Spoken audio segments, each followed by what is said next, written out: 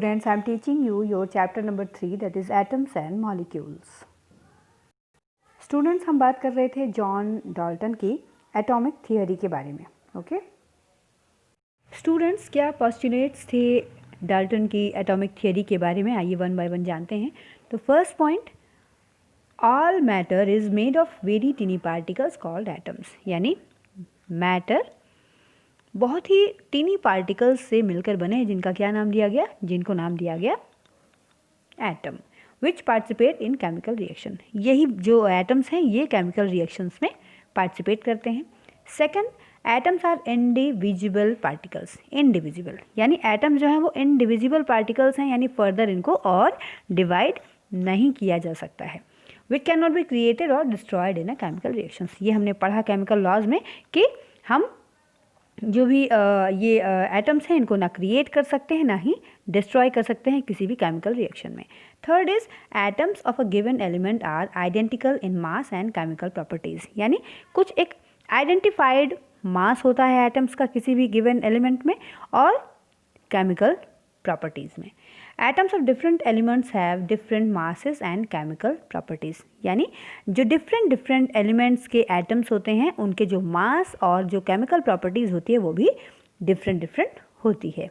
Okay students, तो Dalton की ये जो एटॉमिक थियोरी थी ये पूरी तरह से सही साबित नहीं हुई, क्योंकि अभी फर्दर जो नेक्स्ट चैप्टर हमारा आएगा उसमें हम जानेंगे कि जो एटम्स हैं इनको फर्दर डिविजिबल है, ये इसको फिर से इलेक्ट्रॉन, न्यूट्रॉन एंड प्रोटॉन में डिवाइड किया जा सकता है. Okay students, the next topic is what is an atom.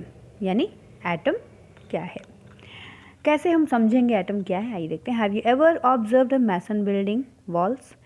From these walls a room and then a collection of rooms to form a building. यानी जब किसी घर को आप देखते हैं तो वो कैसे बनती है? वो जो भी कोई बिल्डिंग होती है वो दीवारों से बनती है, दीवार से रूम बनता है और फिर कलेक्शन ऑफ रूम्स हो जाते हैं, फिर क्या बन जाती है? फिर बिल्डिंग बन जाती है. तो what is the building blocks of the huge building? तो ये जो बड़ी बिल्डिंग बनती है आखिर कौन सा ऐसा स्मॉलेस्ट मटेरियल है, ऐसा स्मॉलेस्ट पार्टिकल है जिससे ये इतनी बड़ी बिल्डिंग बन जाती है? वो पार्टिकल आप सब जानते हैं, ब्रिक है. It is a small grain of sand. Similarly the building blocks of all matter are atoms. और ये जो ब्लॉक, ये जो मैं आप बात कर रही हूँ ईंट की, ब्रिक्स की, ये ब्रिक किस चीज़ से बनती है? ये छोटे छोटे सैंड पार्टिकल से बनती है. तो इसमें इसका मतलब क्या हुआ कि इस बिल्डिंग का जो स्मॉलेस्ट पार्टिकल है ये हुआ आपका सैंड. सेम उसी तरह जो मैटर है, अब तक जो मैटर के बारे में हम जानते आ रहे हैं उसका जो स्मॉलेस्ट पार्टिकल है उसको हम बोलते हैं एटम. तो what is an atom? This is an atom.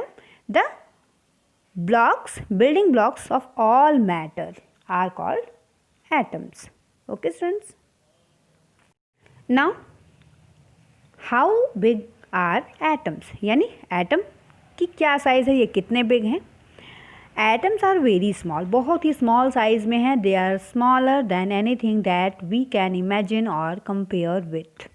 यानी वो हर उस चीज़ से छोटे हैं जिसको हम देख सकते हैं या जिससे हम कंपेयर कर सकते हैं. Okay students, more than millions of atom when stacked would make a layer barely as thick as this sheet of paper. यानी बहुत ढेर सारे जब हम एटम्स को मिला देंगे तो वो कैसे बनेंगे? वो सपोज आप एक जो थिन पेपर की लेयर होती है उतना पतला वो लेयर बना सकेंगे, उसमें मिलियंस ऑफ एटम लग जाएंगे. ठीक है. Atomic radius is measured in nanometre. एक एटम की जो रेडियस होती है वो क्या होती है? नैनोमीटर में होती है. नैनोमीटर क्या है? 1/10 raise to the power 9 metre is equal to 1 nanometre. यानी 1 मीटर का जो 10 raise to the power 9th मीटरवा भाग है, 1/10 raise to the power 9th मीटरवा भाग है, उसके बराबर होता है 1 नैनोमीटर. ओके स्टूडेंट्स, तो आप सपोज कर सकते हैं कि जो एटम है वो कितना छोटा होता है. अभी हम इसमें देख लेते हैं क्या रिलेटिव साइजेस हैं एटम्स के. एटम ऑफ हाइड्रोजन की जो साइज़ है वो है 10 raise to the power -10 nanometre. और वाटर मॉलिक्यूल की जो साइज़ है उसके एटम की वो है 10 रेज टू द पावर -9. इसी तरह से ये सारे जो मॉलिक्यूल्स हैं, जो एटम्स हैं उनके, उसकी साइजेस ये दी हुई हैं जो डिफरेंट है और बहुत ही छोटी हैं. Now the next topic is what are the modern day symbols of atoms of different elements. यानी जो different टाइप के इतने सारे एलिमेंट्स हैं, different काइंड्स के एटम्स हैं, इनका सिंबल क्या है. Dalton was the first scientist to use the symbols for element in very specific sense. Dalton वो पहले साइंटिस्ट थे जिन्होंने एलिमेंट्स को स्पेसिफाई करने के लिए सिम्बल्स का इस्तेमाल किया. When he use the symbol for an element he also meant a definite quantity of that element. यानी जब इन्होंने डाल्टन ने सिम्बल को यूज़ किया किसी एलिमेंट के, तो उसका जो मीन होता था वो एक डेफिनेट क्वांटिटी भी बताता था. ठीक है, that is one atom of that element, that is one atom of that element. यानी जो सिंबल होगा वो ये बताएगा कि ये उस पर्टिकुलर एलिमेंट का वन एटम है. ओके फ्रेंड्स, डाल्टन ने जो जिस तरह से सिंबल्स को आइडेंटिफाई किया वो कुछ इस तरह से थे. जैसे हाइड्रोजन को हम सिंबॉलिक रूप में जब प्रेजेंट करेंगे तो वो कुछ इस तरह से होगा, एक सर्कल और बीच में एक पॉइंट. और कार्बन अगर है तो ये इस तरह से एक सर्कल बना के उसको ग्रेइश कलर का कुछ कलर किया हुआ. ऑक्सीजन कुछ इस कलर से. फॉस्फोरस को ऐसे हम जो है आइडेंटिफाई करेंगे. Sulphur, iron, copper, lead. तो ये जो डाल्टन का बताया हुआ एलिमेंट्स का प्रपोजल था सिंबल्स का, वो बेहद डिफ़िकल्ट था. अगर हम प्रैक्टिकली या रिटन देखेंगे उसको तो वो इसको इस्तेमाल करना इतना इजी नहीं था. देन बर्जिलियस ने सजेस्ट किया the symbols of elements be made from one or two letters of the name of the element. यानी किसी भी एलिमेंट का जो सिंबल होगा वो उस एलिमेंट के नेम के का फर्स्ट एंड सेकंड लेटर से मिल करके बना होगा. In the beginning, the names of element were derived from the name of the place where they were found for the first time.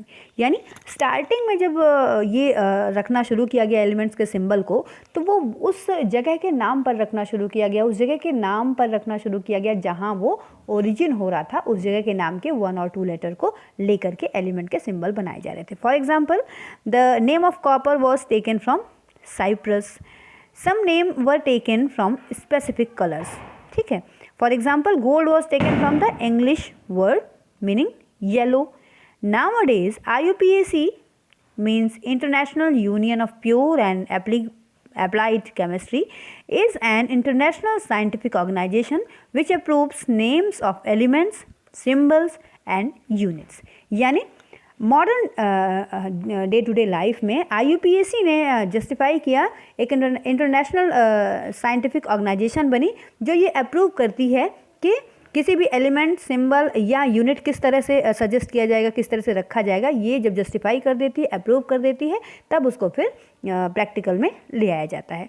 Many of the symbols are the first one of or two letters of the elements name in English. यानी बहुत सारे ऐसे elements हैं जिनका जो symbol होता है वो उस एलिमेंट के पहले और दूसरे लेटर्स को मिला करके बना होता है. ठीक है. और the first letter of symbol is always written as a capital letter. किसी भी सिंबल का जो फर्स्ट लेटर होगा वो ऑलवेज कैसे लिखा जाएगा, वो कैपिटल में लिखा जाएगा, और जो सेकेंड लेटर होगा वो स्मॉल लेटर में होगा. ओके फ्रेंड्स, कुछ एक एग्जाम्पल्स हम देखते हैं. जैसे ये देखिए, हाइड्रोजन का सिंबल H, एल्यूमिनियम का AL, AL, AL. इस तरह से एल्युमिनियम का सिंबल राइट होगा. ये अगर आप ऐसे लिखते हैं एल्युमिनियम का सिंबल तो ये रॉन्ग हो जाएगा. जस्ट लाइक कोबाल्ट, कोबाल्ट का जो सिंबल होगा कैसे होगा, C कैपिटल लेटर में होगा और O स्मॉल लेटर में होगा. Okay friends, symbols of some elements are formed from the first letter of the name and a letter appearing later in the name. यानी कुछ एक ऐसे भी एलिमेंट्स होते हैं जिनका जो सिंबल होता है वो फर्स्ट लेटर प्लस सेकंड या third letter, third fourth letter को भी ले करके सिंबल बनाया जाता है. जैसे क्लोरीन एग्जाम्पल के लिए क्लोरीन लीजिए. क्लोरीन की स्पेलिंग आप देख रहे हैं क्या होती है, CLO, क्लोरीन. ठीक है. तो इसमें क्लोरीन का सिंबल क्या है, Cl. H को देखिए छोड़ दिया गया है. ठीक है, H को छोड़ दिया गया है, C और L को लेकर के बनाना है. उसी तरह जिंक है, इसमें Z के बाद I होता है, बट हम Z और N को लेकर के सिम्बल्स का बनाया जाता है. Other symbols have been taken from the names of elements in Latin. और बहुत सारे ऐसे भी एलिमेंट्स हैं जिनके लैटिन नेम से उसके फर्स्ट और सेकंड लेटर्स को लेकर के उसका सिंबल बनाया गया। Just like iron, iron from its Latin name ferrum. Iron का जो लैटिन नेम होता है क्या होता है, वो होता है फेरम। ओके, तो फेरम का Fe लेकर के आयरन का सिंबल बनाया गया Fe। Okay students.